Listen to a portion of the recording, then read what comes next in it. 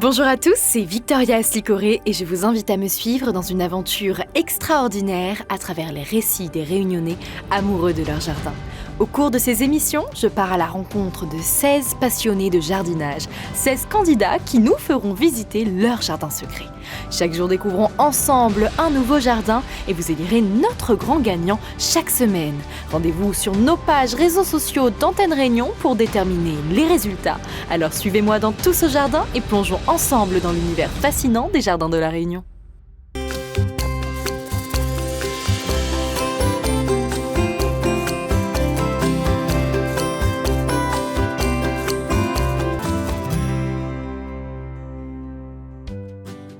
Et aujourd'hui, on découvre encore un nouveau jardin et c'est direction Saint-Joseph pour découvrir le jardin de Claude qui nous accueille. Bonjour Claude. Bonjour Victoria, c'est Merci ça. beaucoup de nous accueillir. Et ce jeune homme Théo. Bonjour Théo, merci Bonjour. à vous d'être venu. Vous avez un très beau jardin, ça fait très film d'animation. On a presque l'impression d'être dans un dessin animé. C'est magnifique. Ah bon, c'est la première fois qu'on me fait celle-là. Vous avez commencé à vous occuper de ce jardin il y a combien de temps? En fait, il y a plus de 50 ans, avec mon mari, on a défriché parce qu'il n'y avait rien là. Il n'y avait D'accord. que les bois. Et puis c'est aussi compliqué ces derniers temps avec des épisodes venteux, etc. Et Ça demande plus d'entretien, j'imagine. entre le vent et la pluie, c'est-à-dire qu'on n'est plus sûr de ce qu'on fait. Aujourd'hui, c'est propre et demain, c'est tout chaviré, tout cassé. Il faut recommencer. Essayer de planter des espèces qui résistent au vent, à la pluie, aux fourmis éventuellement.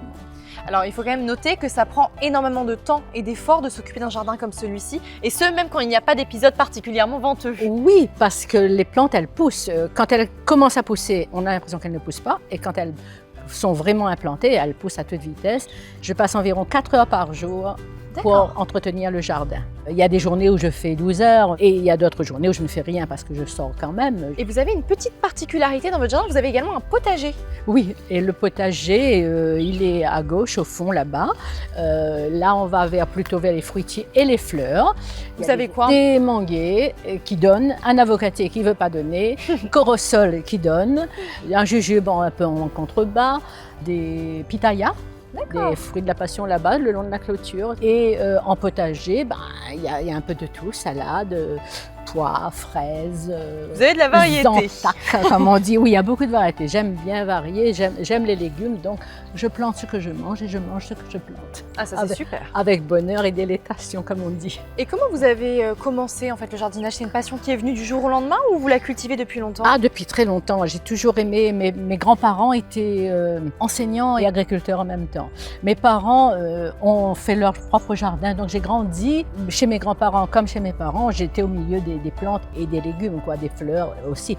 Ma grand-mère aimait beaucoup les fleurs et ma mère aussi, donc elle les bichonnait.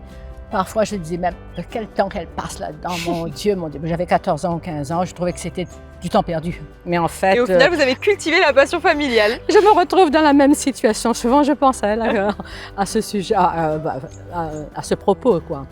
Et j'adore faire ça. Et encore un merveilleux jardin que nous avons découvert. Si vous aussi, vous voulez embellir votre jardin, eh bien rendez-vous tout de suite pour découvrir les conseils de notre expert. Aujourd'hui, on va voir comment on arrose malin, c'est-à-dire bien arroser ou comment mieux utiliser l'eau, parce qu'aujourd'hui, on traverse une phase où que l'eau est rare, l'eau est l'or bleu, on va dire, et donc il est important de l'utiliser de manière efficace et à bon escient. Donc il faut savoir que dans la plante, on a la possibilité d'arroser de différentes façons. Son gros tuyau tous les matins où on arrose, et donc ça c'est du gaspillage de l'eau. On va essayer d'orienter l'eau vers la plante, la racine de la plante, parce que c'est de là qu'elle a besoin. Sauf s'il faut rincer un petit peu le feuillage parce qu'il y a de la poussière de temps en temps, parce qu'il y a des travaux autour. On va utiliser du goutte à goutte. On va utiliser son tuyau au pied de la plante. On va utiliser des systèmes qui existent. J'ai parlé du goutte à goutte, je peux parler de ce genre de choses. C'est aussi un goutte à goutte, mais qu'on met avec une bouteille d'eau qui va nous arroser la plante pendant une semaine ou 4-5 jours. Et donc sans gaspiller de l'eau, et on est tranquille d'esprit. Ensuite, bien entendu, on peut récupérer l'eau de la pluie parce que c'est quand même plus avantageux que de la laisser entière à tout bout de champ.